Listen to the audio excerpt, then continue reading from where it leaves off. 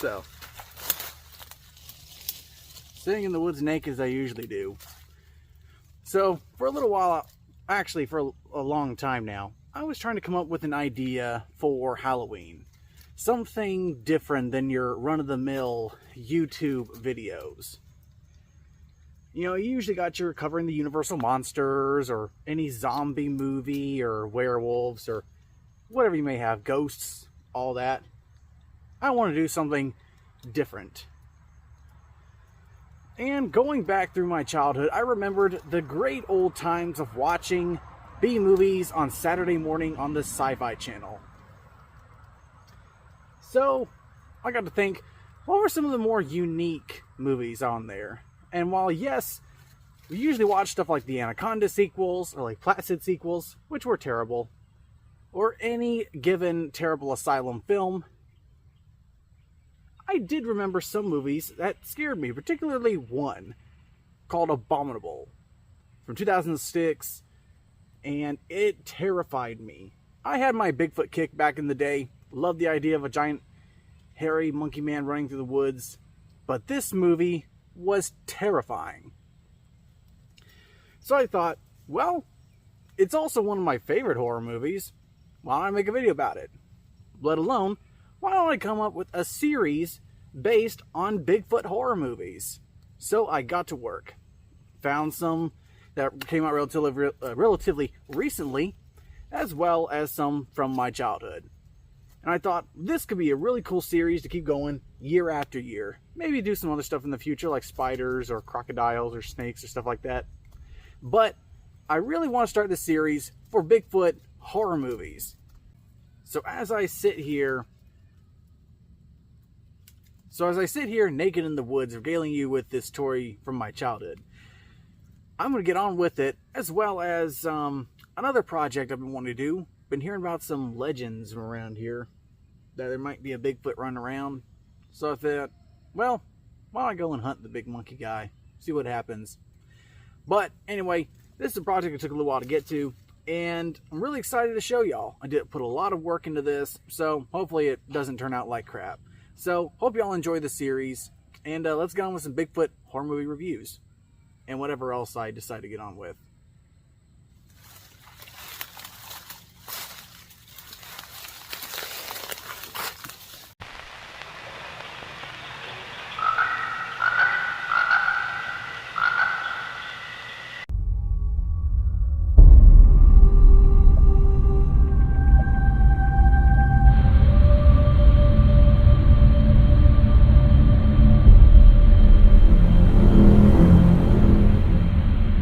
Bigfoot, Ed.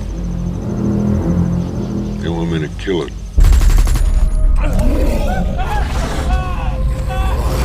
We're gonna kill Bigfoot. It's not walking on four legs. I want to see it. See what?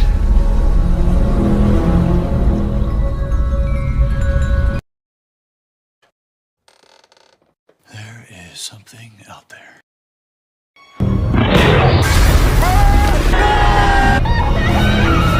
What did it look like? Tell me, what did you see, Kusang? Tell me! I see what men must not see. Saw it? Yeah, I saw it. Jesus H. Christ, you satisfied?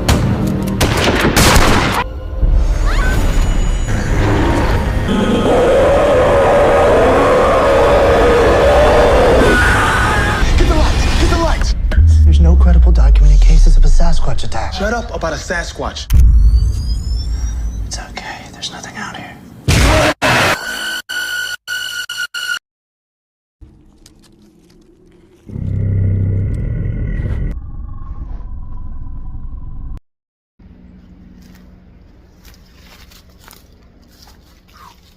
Well, it's the start of the day.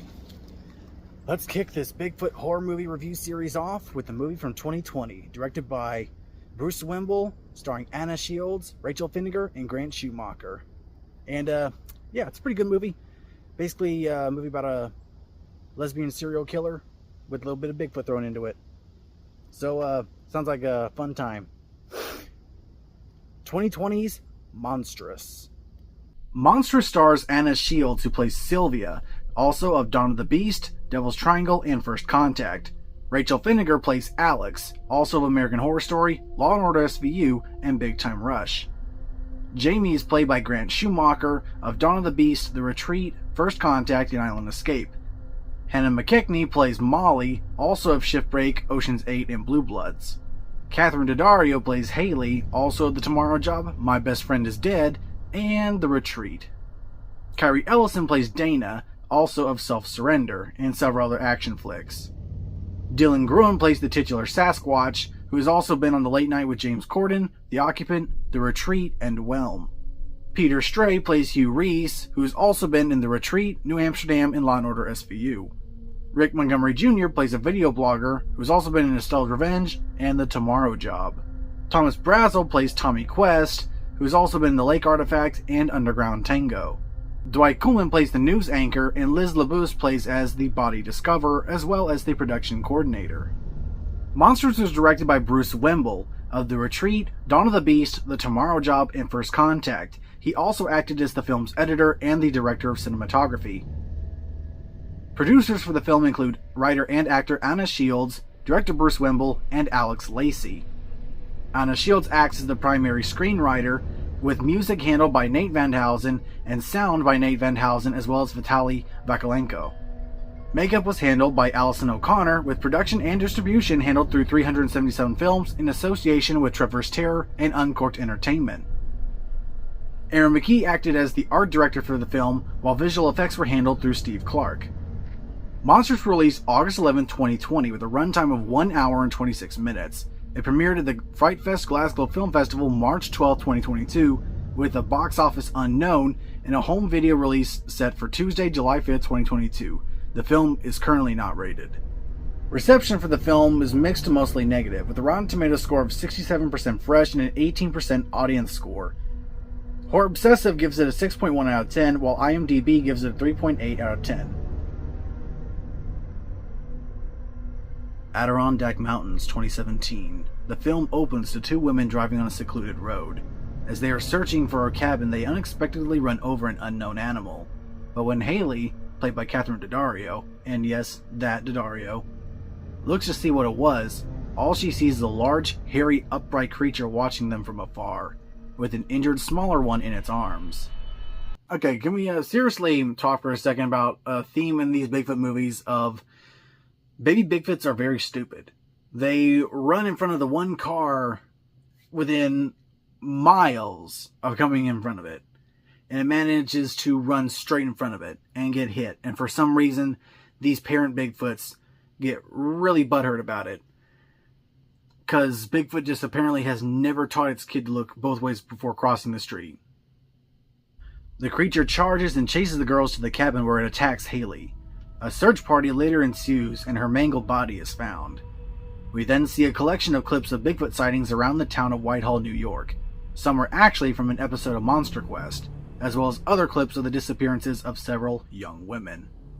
We then skip to 3 years later. Sylvia, played by Anna Shields, meets up with Jamie, played by Grant Schumacher, who believes her missing friend Dana, played by Kyrie Ellison, was abducted by someone named Alex after answering a Craigslist ad. Oh, and on a side note, Jamie also believes that there's a killer Bigfoot running around, which is just on the side there. Just a little thing he also believes in. After a Craigslist ad is posted close to the anniversary of Dana's disappearance, Jamie concocts a plan to go and confront this Alex and see what may have happened to Dana. However, Syl refuses to go along with the plan, but the next day relents and goes to meet Alex on her own without Jamie. Syl agrees to drive Alex, discovering she's in fact a woman, to the Adirondacks for a wedding Alex is supposed to help photograph. After revealing they both like chicks, they rent a motel, but Syl can't sleep and finds a knife in Alex's bag after snooping around. Later the next day, Syl gets caught with the knife and Alex confronts her for her lying. So, in this moment, Syl just randomly kisses Alex, and that pretty much just solves it. And you will see a common theme in this movie that kissing equals making up. And that's pretty much a common theme in this movie. They then drive to Alex's cabin where Sil notices literal red flags surrounding the outskirts of the cabin. Alex explains they use a sound deterrent for deer, and then they make out again. Which, on a side note, just this whole scene right here is basically the tall girl meme. It's pretty funny because Alex just towers over Sil, and I don't know, I just find it humorous. After dealing with his poor choice of dinner, Jamie struggles to contact Sil. Eventually he parks his car and walks around looking for a signal, but soon gets more than he bargained for when he encounters the creature. We then cut back to Sil and Alex making out some more before we have a very uncomfortable photo shoot. Okay, but seriously, can we just not... Like, this is so uncomfortable because it's very clear that this Alex chick is... got something to do with Dana's disappearance. She's acting weird, she's acting sus, and Sil is just falling for this whole thing completely. She's just got rose-colored glasses, and all she sees is a hot lesbian chick right in front of her. Sil eventually comes clean to Alex that her name isn't Jamie, and that she wanted to know more about Dana's disappearance. Alex tells her that just as she told the police, Dana dropped her off and left and storms off getting sick of Sil's lies.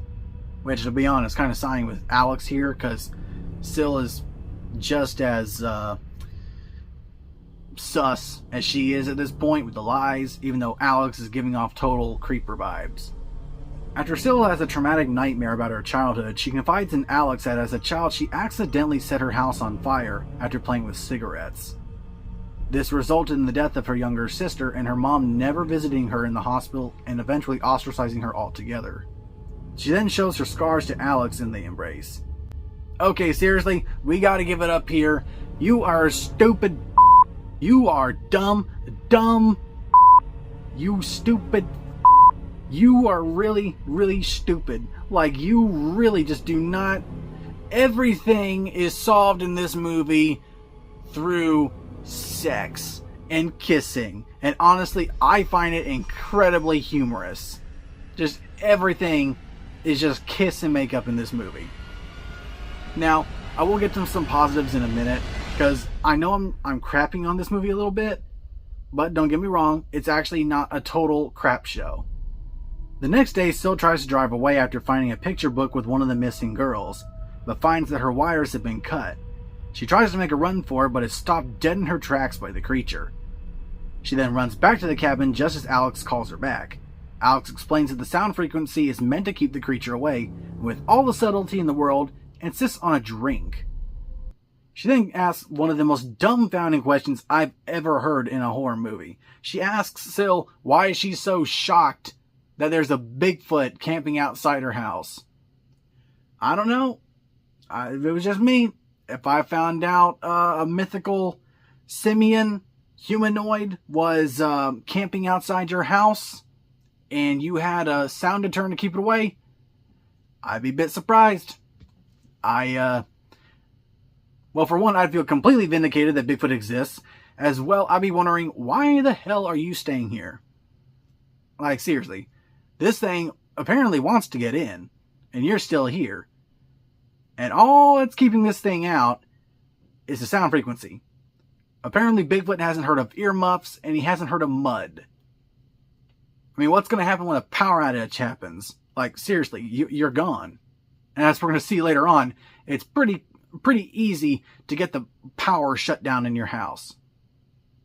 Alex then goes full Colleen Ballinger, which is relevant in 2023, and tells the story of how she killed her hunting dog Banjo just because she was jealous of him. Later, as Alex sleeps, Sil finds a key and ventures down to the basement where she finds photos and videotapes of all the missing women: Molly, Amy, Danielle, Jennifer, Anna, and Dana, as well as all of the kitchen knives. Sil then plays a videotape labeled Dana and watches as Alex tortures and kills her with a hammer. Not gonna lie though, the song Into the Light by Neon Beach, this song slaps. I've unironically listened to this song after watching this movie. And it goes hard, apparently, with torture and murder.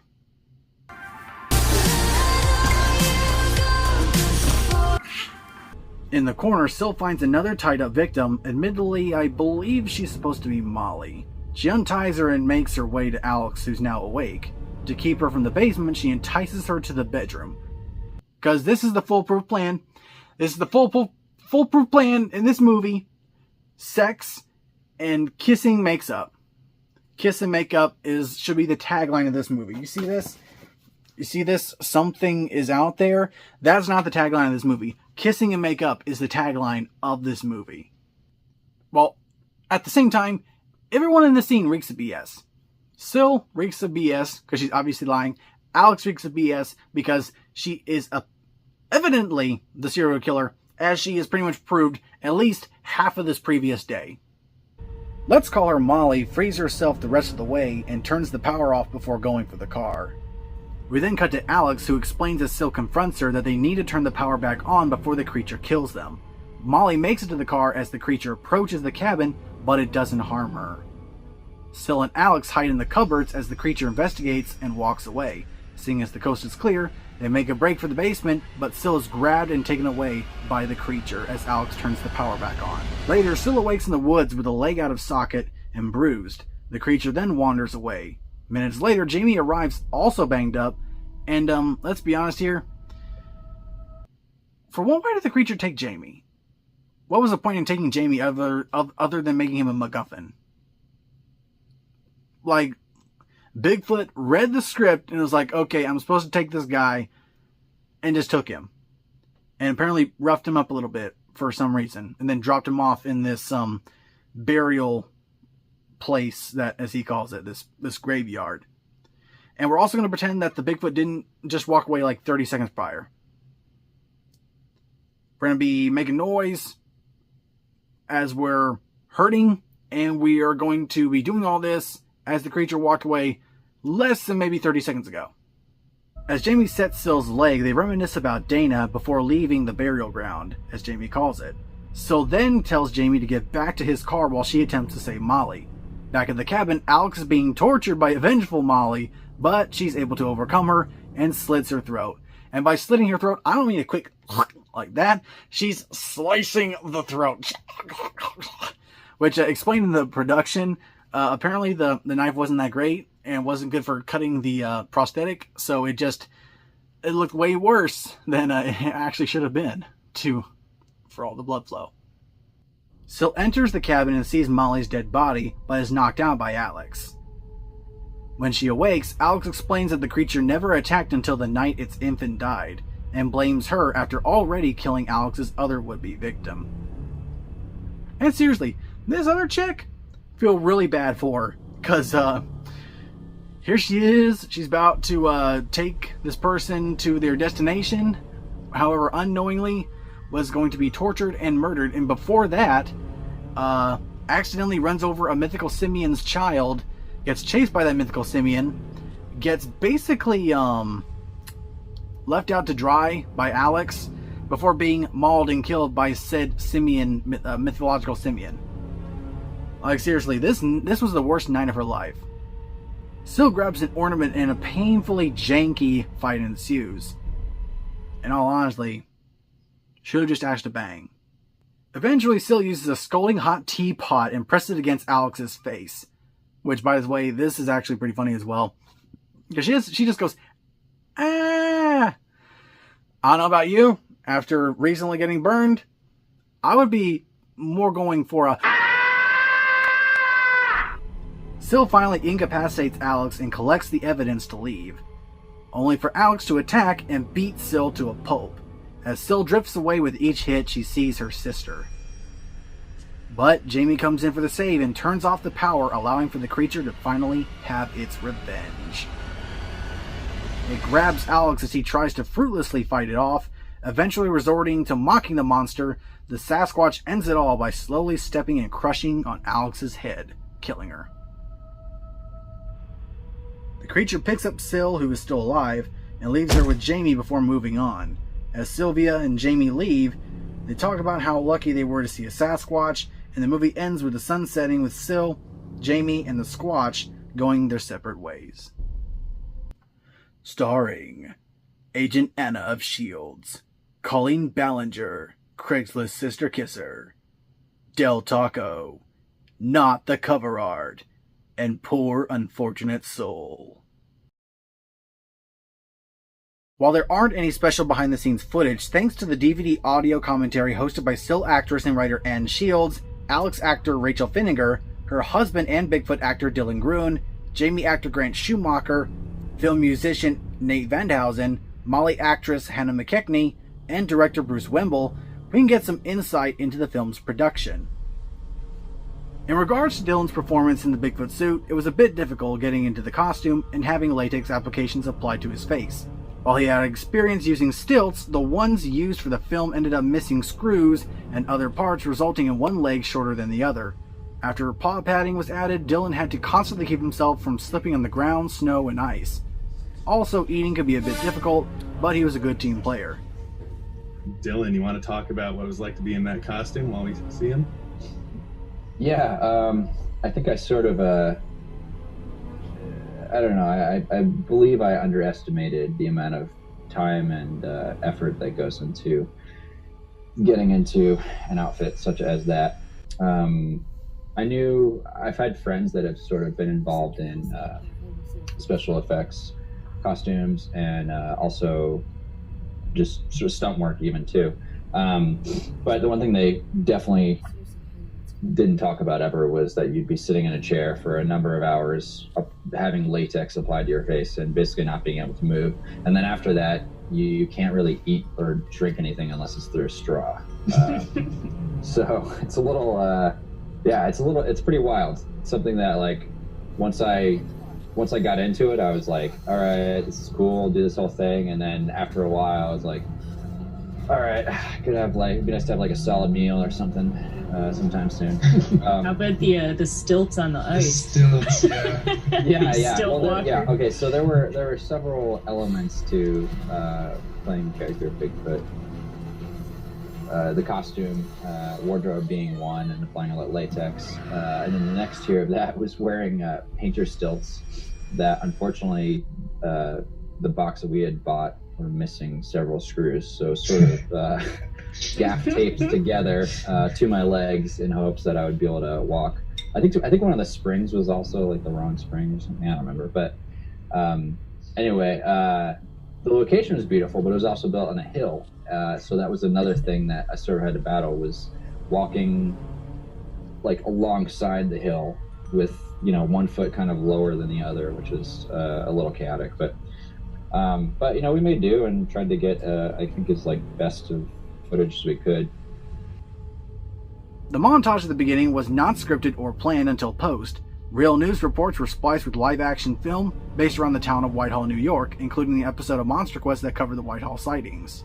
And then some other stuff is actual news footage that we are able to purchase off of news stations about Bigfoot sightings across the country that we kind of fit to this place, Whitehall. We lost that one news anchor, remember, who goes...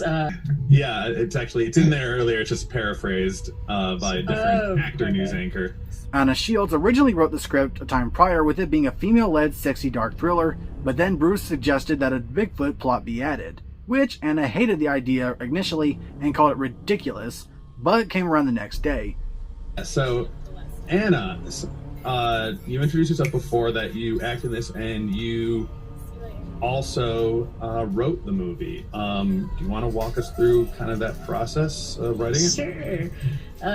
It was actually years before, I think. I had written this like suspenseful thriller with two women, and all that was pretty much the same story.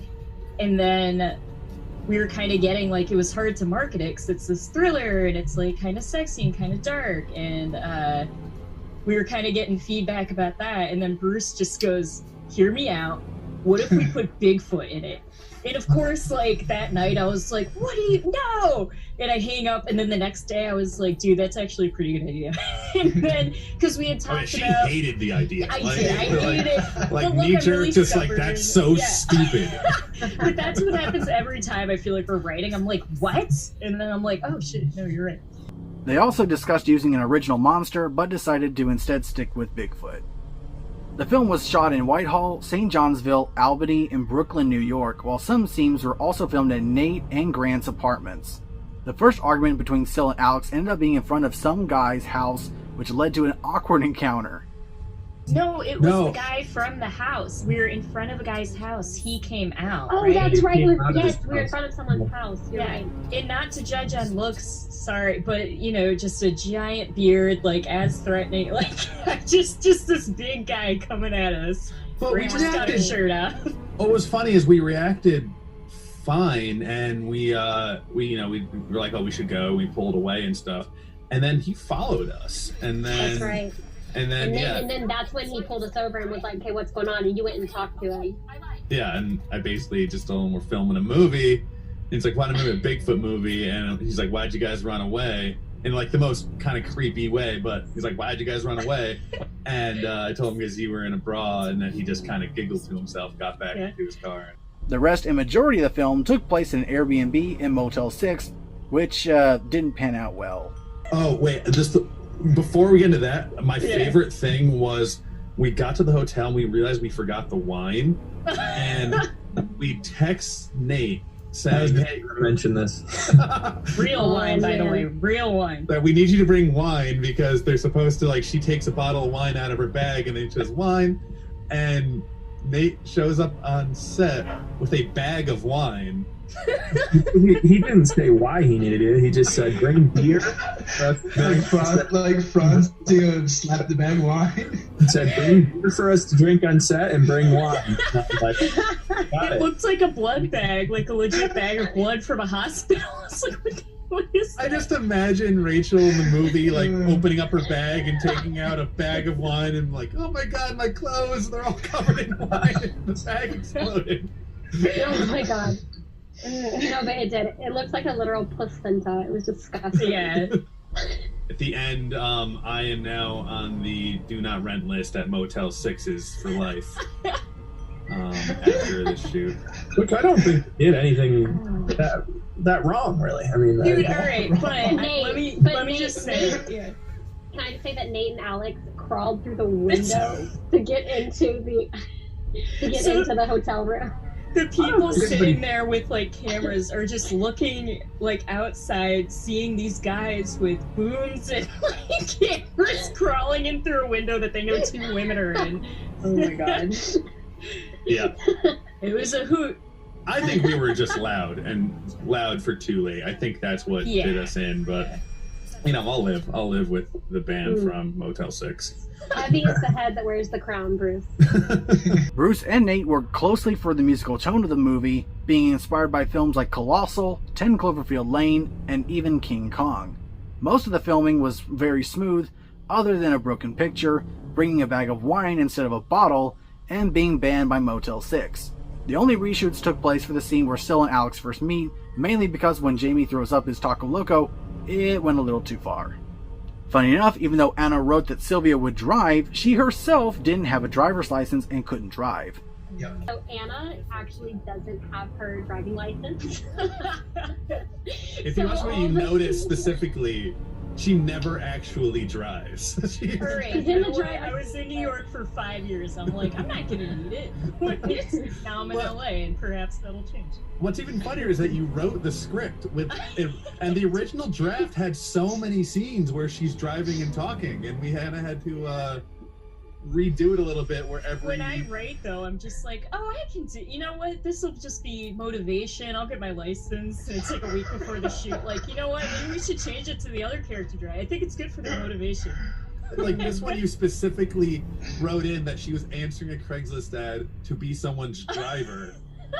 And then, so we kind of had to do it where every scene took place on smoke break or filling up a gas or just. That was a scrambling idea because initially it was this moody party. They met on the balcony and she's like, "Oh, you want to see my place?" And she's the one driving. And then when we put Bigfoot in and all this other stuff, it's like, nah, man, that doesn't work. And then I'm like, oh, okay, she wants someone to drive her, just forgetting, that might be an issue. The actors and crew also had to deal with on-again, off-again snow and ice. Pretty much everyone involved were massive Bigfoot fans, mainly Bruce, Grant, and Nate. This is also the third movie with Bruce where Grant has to take a long pee. Before the backstory about Sylvia losing her sister in a fire, Anna initially had the idea that Syl's father was a serial killer, which attracts her to Alex. When filming the murder of Dana, Rachel actually hit some padding on the back of Kyrie Ellison's head with a rubber hammer, while Bruce squirted fake blood at the camera. Rachel also notes that Alex uses the Bigfoot's presence to her advantage to entrap her victims. Hannah McKickney would also play it off to show Molly would have a difficult time walking after possibly 5 days trapped and tied in the basement. Nate's wife recommended Allison O'Connor to handle the makeup and gore effects, which helped her to get more work with Bruce's next movie. It's also funny to know Rachel hates horror and gore and struggled to not get sick during Allison's applications. Nate's niece also played Syl's younger sister in the euphoric scene. After a mannequin of Rachel failed to look convincing, VFX were used instead to create Alex's death. Back in the scene of Jamie's apartment, real Bigfoot story news clippings were brought in by Grant. And for the cast, their favorite scene is where the Bigfoot leaves Syl with Jamie. And the final note, Grant also spent 3 days in the woods to prepare for his role as Jamie. As well, when I was doing some research for Monstrous, I actually got a hold of Anna Shields, the producer, writer, and actor in the movie, and she was actually very nice, and it was mostly the same information that came from the audio commentary in the DVD. However, I still think it was really nice that she got a hold of me, and hopefully she won't take it too rough that I'm kind of joking on the film, even though I did enjoy it. All in all, the final kill count of Monstrous is 9. Well, maybe technically, I can't remember. No, let's just say 9. 7 to Syl, and 2 to the Bigfoot. And finally, let's break down the monster. The monster, let's just say this. The cover art, pretty misleading. Looks nothing like this Bigfoot. This is actually a pretty cool Bigfoot design, or Yeti design. The Bigfoot in the movie, though, mostly just looks like a guy in a costume. Brown fur, pretty tall, and does the job, but it looks nothing like this. However, I do think the monster looks fairly decent. And I would put it up there, maybe mid-tier in terms of the other Bigfoot designs. So all in all, what would I say about Monstrous? Personally, to me, I give it about a 6 out of 10. It is a serviceable movie. I think the actors had a great, fun time acting in the film. And to be honest, I think I had more fun watching the audio commentary version rather than the actual movie. I love listening to the behind-the-scenes gags between the actors, but outside of that, I think everyone jived together well. But anyway, I think the actors did a pretty good job. The cinematography is good for the most part, and all the scenes are decorated well. And as in terms of the, well, music also pretty decent. Into the Light, banger song.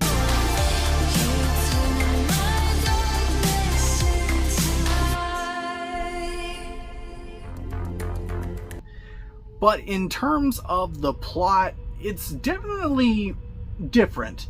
Bigfoot is, I mean, you didn't really need a Bigfoot to make this more of a dark thriller. It just adds a little flavor to it. All in all, I would watch it again. I would say that. It's not that boring.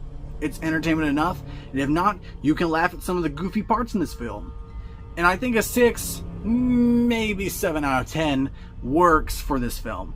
All in all, Monstrous, it's a decent recommend. I got a fly on my face. So, thanks guys for watching. Stay tuned for more videos. Maybe I'll tune back into my search for Bigfoot, which did not pan out so well, as you'll see by the end of the series. And be sure to come back for the next Bigfoot review, which I'll be covering a movie, a made-for-TV film from 1977. So thanks guys for watching. Let's hit the 10,000 subscriber mark, and happy Halloween, and enjoy the rest of the series.